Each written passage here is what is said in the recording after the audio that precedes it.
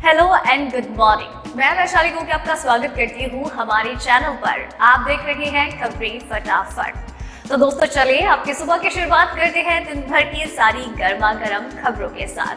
तो आप तो जानते ही हैं कि सबसे ज्यादा चर्चा जिसकी हो रही है वो कोई और नहीं बल्कि कोरोना वायरस की वैक्सीन है, क्योंकि हर किसी को इसी वैक्सीन का बेसब्री से इंतजार है। और क्योंकि देश और दुनिया में कोरोना के मरीजों की संख्या लगातार बढ़ती जा रही है, तो इसका जल्द से जल्द लोगों तक मुहैया होना बहुत ही ज्यादा जरूरी है और अहमियत रखता है।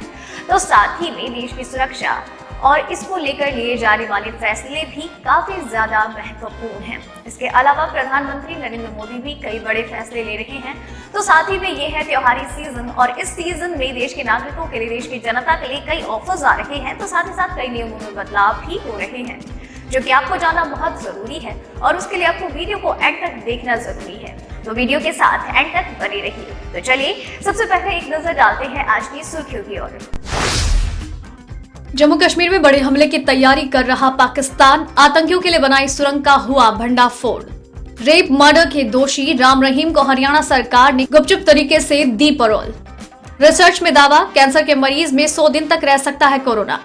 60 लाख पैसेंजर्स के लिए खुशखबरी, दिवाली से पहले सरकार दे सकती है दोगुनी पेंशन का तोहफा। सरकार ने इस वजह से रद्द कर दिए 44 लाख राशन कार्ड। डिजिटलीकरण अभियान की मदद से हुआ फर्जीवाड़े का खुलासा। कहीं आपका पैन कार्ड नकली तो नहीं? फटाफट जाने चेक करने का तरीका। जी हाँ दोस्तों, ऐसी और भी कई खबरें और अपडेट्स निकलकर सामने आ रही हैं, जिनके बारे में सही और सटीक जानकारी हम आपको आगे इस वीडियो में देंगे, और इसके लिए आपको वीडियो के साथ एंड तक बने रहना है। लेकिन इसी के साथ हमें आपसे ये भी एक बात कहनी है कि इस वीडियो को बनाने में हमें बड़ी मेहनत लगती है, और आप भी उतनी ही मेहनत, प्यार और सब्र के साथ इस वीडियो को एंड तक देखते हैं। हम उसका तहे दिल से शुक्रिया अदा करते हैं। बस आप अपना ये प्यार और सपोर्ट हमारे साथ यूं ही बरकरार रखिए, और हम भी आपके लिए लगातार यूं ही काम करते रहेंगे, क्योंकि आपका ये प्यार और सपोर्ट हमें मोटिवेट करता है, और उसी तरीके का मोटिवेशन हमें मिलता है तब जब आप वीडियो को लाइक करते हैं, अपनी फैमिली और फ्रेंड्स के साथ इसे शेयर करते हैं। तो ये करना बिल्कुल भी मत भूलिएगा, और विचार तो फिर साझा करने ही हैं। चलिए दोस्तों, बातों में वक्त बर्बाद ना करते हुए एक एक करके जान लेते हैं सारी खबरों के बारे में। स्वास्थ्य मंत्रालय के आंकड़ों के अनुसार पिछले 24 घंटे में कोरोना के 50,356 नए मामले सामने आए, जबकि 577 लोगों की जान गई। नए केस सामने आने के बाद देश में अब तक कोरोना संक्रमित मरीजों की कुल संख्या 84,62,080 हो गई। स्वास्थ्य मंत्रालय के अनुसार देश में अब तक 78,19,886 लोग रिकवर हो चुके हैं, जबकि देश में इस समय 5,16,632 एक्टिव केस हैं। पिछले 24 घंटे में हुई मौतों के बाद देश में मृतकों की संख्या बढ़कर अब 1,25,562 हो गई है। बढ़ते हैं अब अगली खबर की ओर।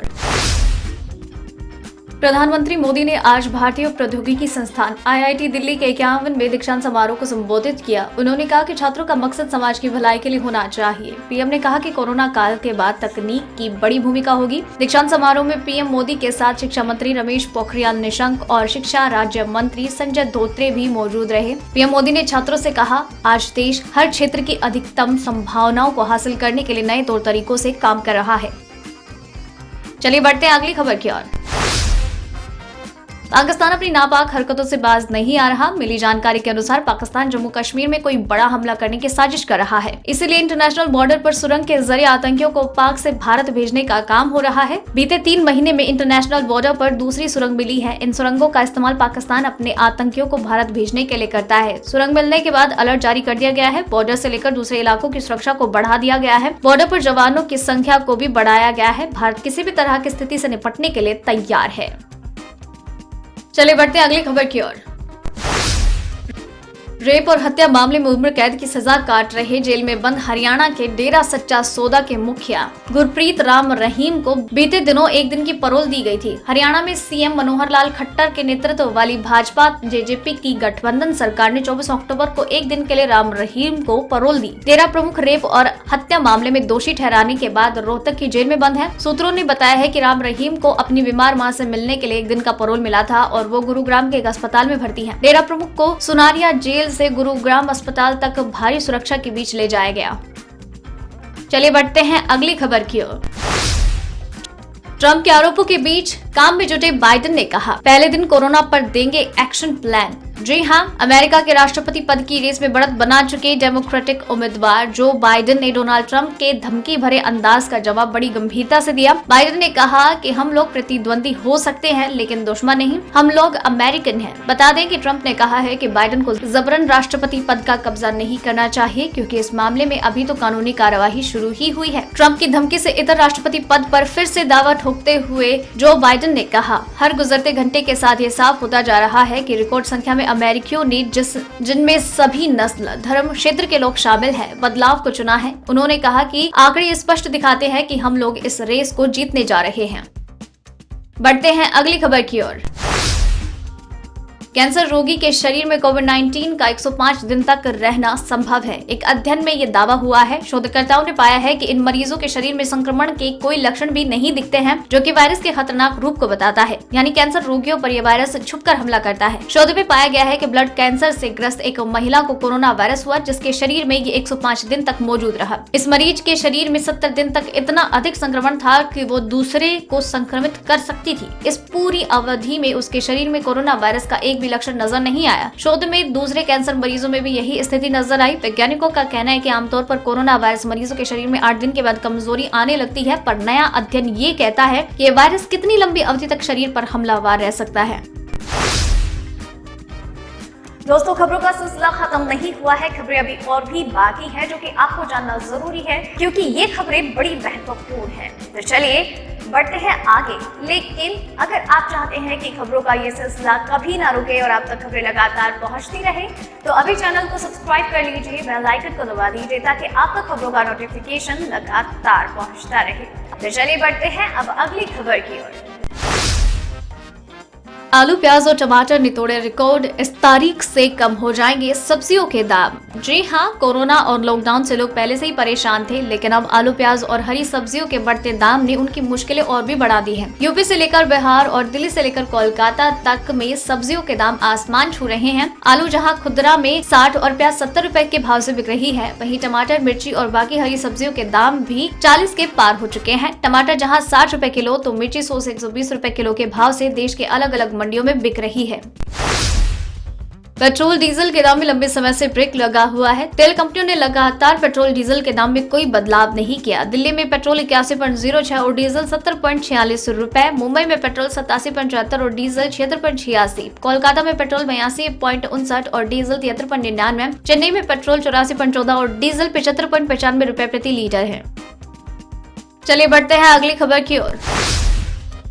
पेंशन लेने वाले कर्मचारियों के लिए बड़ी खुशखबरी आई है। सूत्रों के अनुसार मिनिमम पेंशन 1000 रुपए से बढ़कर 2000 रुपए हो सकती है। इस पर सेंट्रल बोर्ड ऑफ ट्रस्टीज ने 2019 में मंजूरी दी थी। अब सीबीटी की मिनिमम पेंशन 2000 से 3000 रुपए होने की मांग है। पेंशन दोगुना करने पर सरकार पर 2000 से 2500 करोड़ का बोझा आएगा। इस बढ़ोतरी से करीब 60 लाख पेंशनर्स को फायदा होगा। सरकार ने पब्लिक डिस्ट्रीब्यूशन सिस्टम से 43,90,000 फर्जी और अवैध राशन कार्ड को रद्द किया। सरकार की तरफ से ये कदम उठाया गया है ताकि योग्य लाभार्थियों को राष्ट्रीय खाद्य सुरक्षा अधिनियम के तहत सब्सिडी वाला अनाज वितरित किया जा सके। खाद्य मंत्रालय के एक अधिकारी का कहना है कि डुप्लीकेट कार्ड को चिन्हित करना जरूरी है। साल 2013 से पहले बड़ी संख्या में फर्जी और डुप्लीकेट राशन कार्ड थे। बीते 7 साल में सरकार ने इस सिस्टम में धोखाधड़ी रोकने पर ध्यान लगाया है। अधिकारियों ने बताया है कि राशन कार्ड के डिजिटलीकरण अभियान ने सार्वजनिक वितरण प्रणाली की पारदर्शी बनाने और दक्षता में सुधार लाने में मदद की है। बढ़ते हैं अब अगली खबर की ओर। पैन कार्ड एक ऐसा सरकारी दस्तावेज है जिससे कोई सीधा फायदा होता तो नजर नहीं आता है, लेकिन बैंकिंग और अन्य वित्तीय मामलों में इसकी खास अहमियत है। लेकिन इन दिनों हो रही धोखाधड़ी के बीच डर बना हुआ है कि कहीं आपका पैन कार्ड नकली तो नहीं। असली पैन कार्ड चेक करने के लिए आपको सबसे पहले इनकम टैक्स विभाग के ई फाइलिंग पोर्टल पर जाना होगा। यहाँ आपको सीधी तरफ ऊपर की ओर वेरीफाई योर पैन डिटेल्स के लिंक पर क्लिक करना है। सही जानकारी भरने के बाद पोर्टल पर मैसेज आएगा कि भरी गई जानकारी आपके पैन कार्ड से मैच करती है या नहीं। तो दोस्तों, आज के इस वीडियो में बस इतना ही। खबरों का ये सिलसिला यही खत्म करते हैं, लेकिन खबरें लगातार आपके लिए आती रहेंगी। लेकिन उसके लिए आपको चैनल को अभी सब्सक्राइब करना है, बेल आइकन को दबाना है ताकि खबरों के नोटिफिकेशन आप तक लगातार पहुंचते रहें। वीडियो पसंद आई तो इसे लाइक कीजिए, अपने फैमिली और फ्रेंड्स के साथ शेयर भी कीजिए, और वीडियो को एंड तक देखा है तो खबरों के बारे में अपने विचार साझा कीजिए। And do not forget to mention your name in the comment section. धन्यवाद।